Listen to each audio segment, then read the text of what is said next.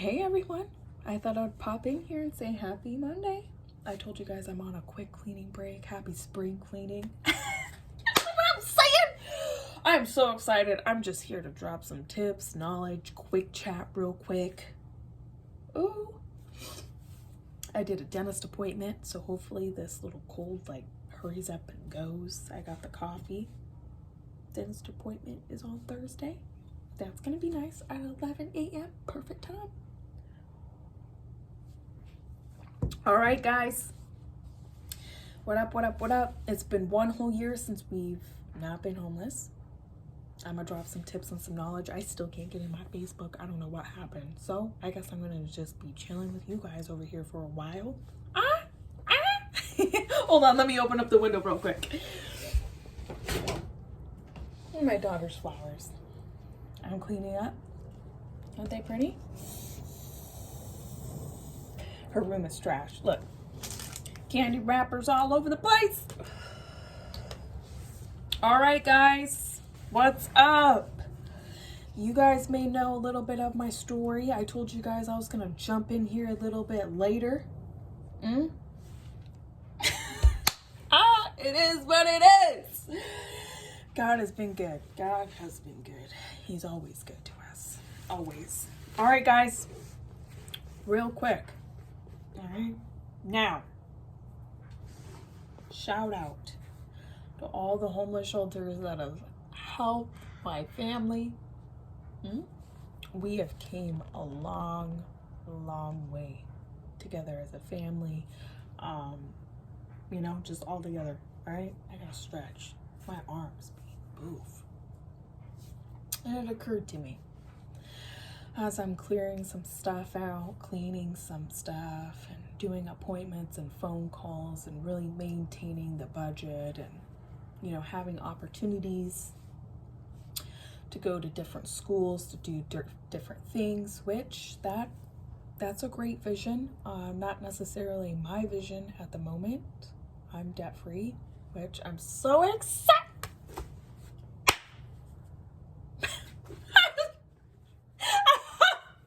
I didn't think I was gonna. Wait, I backed that up. God has a funny sense of humor. Anyways, so we're moving on. So guys, yeah, what it is. As you guys may know, I have been in the homeless shelters around different states. Okay, I've seen it, and I've experienced it. We have lived it. I was talking to my daughter about this. We're very humble, very happy. We're great. We have the experience to do it. We did it. We've done it. I'm proud. I know if I had to do it again, if I were to do it again, I would do it again. Okay? And that is that. Maybe when my kids are older, we may take a Greyhound across different states and stuff like that. We may find other people to help out along the way. I would love to do that. Okay? Moving on. We have lived in the basement. We have lived in the storage tent. We have lived in a church. We have done it. All right? All right? And what I'm going to say is, if you are in the situation, they don't last forever. I've seen men in the homeless shelter I've seen them. Single kids, I've seen it. And it is brutal.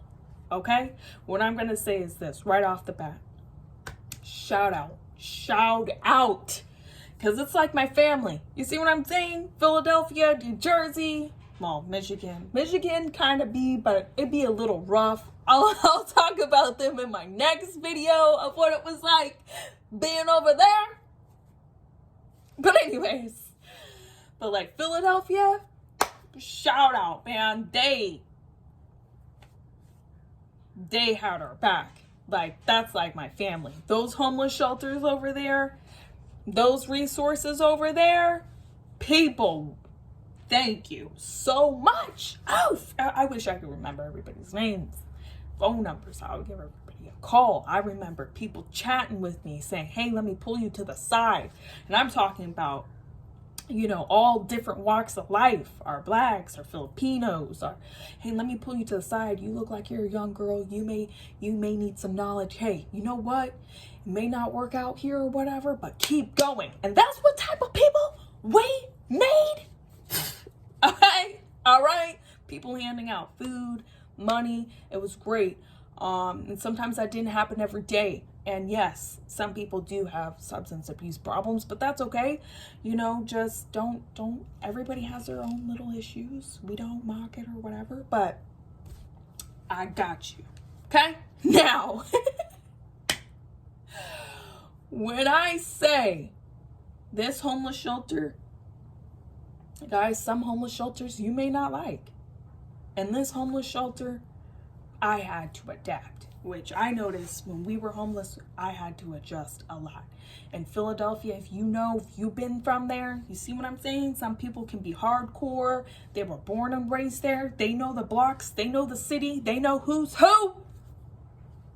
They don't mess around. And you know, the sun could come out and it could be 100 degrees within a blink of an eye and you're sweating titties like it'd be hot. So if you're homeless over there, like, boof, do not stop grinding. And if you're walking, hustle, hustle, hustle. Time is of the essence.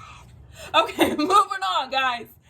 Moving on, you guys. Like, there was an underground homeless shelter on, I believe it was on Broad Street.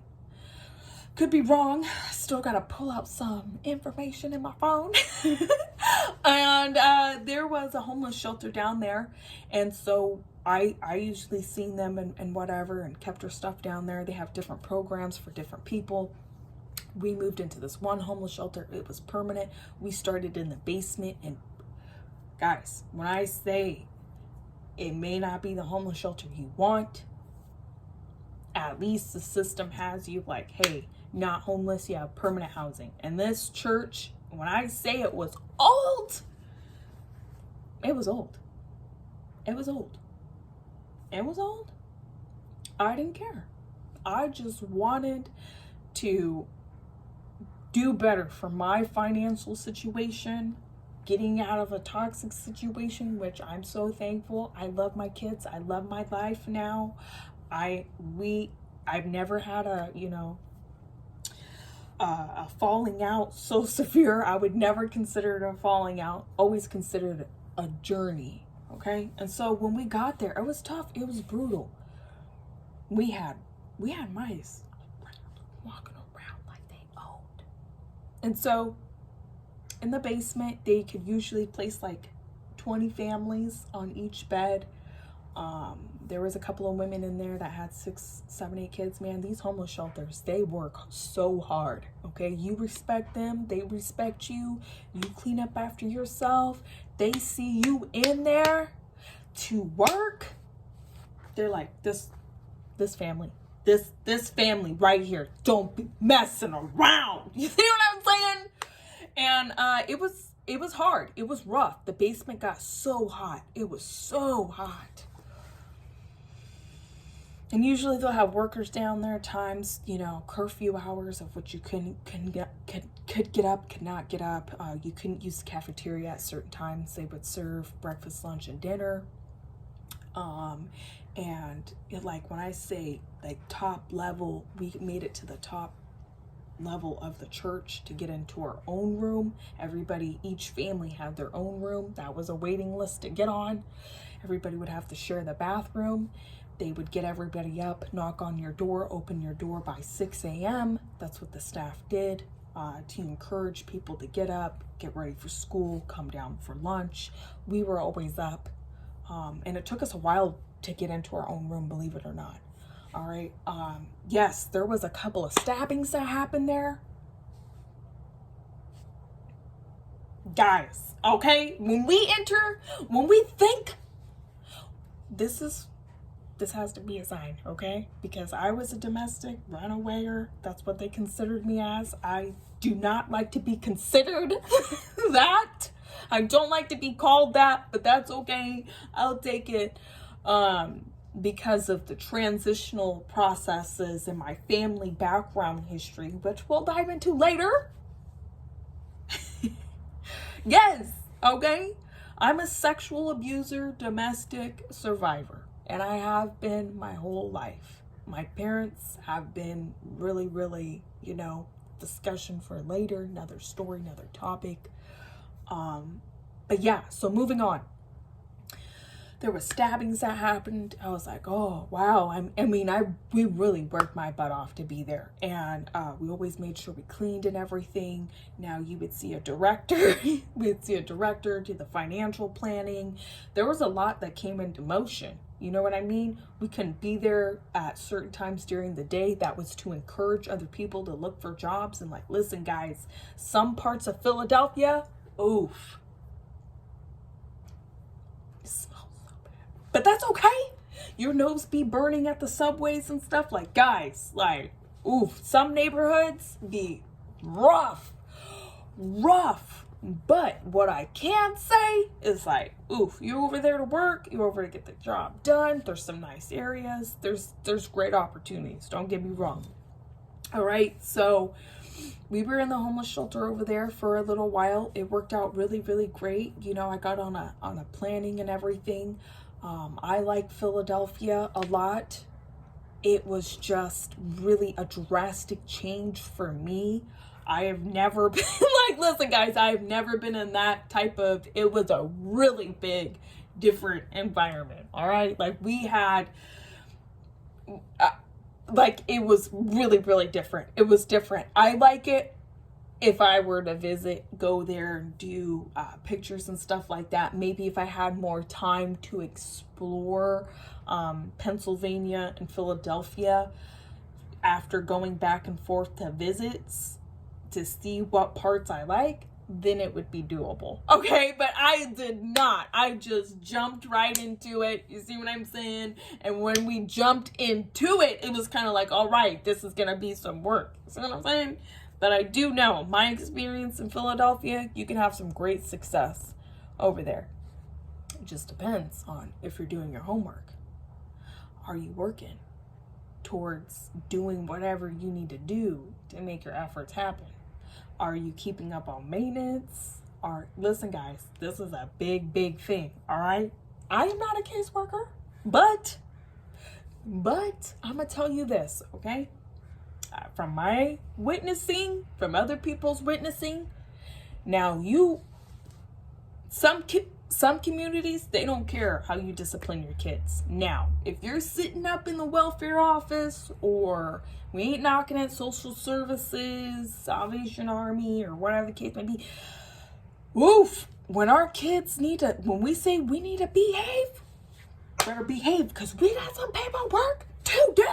We don't have no time for you to be jumping around. See what I'm saying? All right. Now, moving on.